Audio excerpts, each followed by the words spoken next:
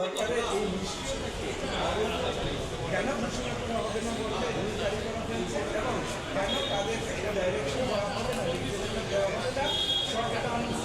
এবং একটা long term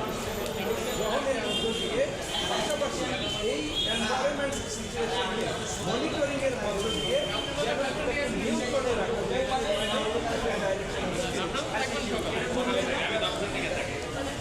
rule issue করা হয়েছে। আশা করি আমরা এই ইস্যুর মধ্য দিয়ে সেটাকে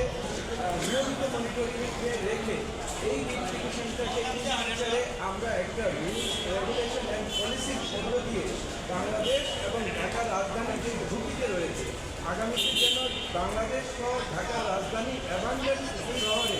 বা পরিত্যক্ত শহরে পরিণত না হয় সেই জন্য একটা পলিসি নির্ধারণের জন্য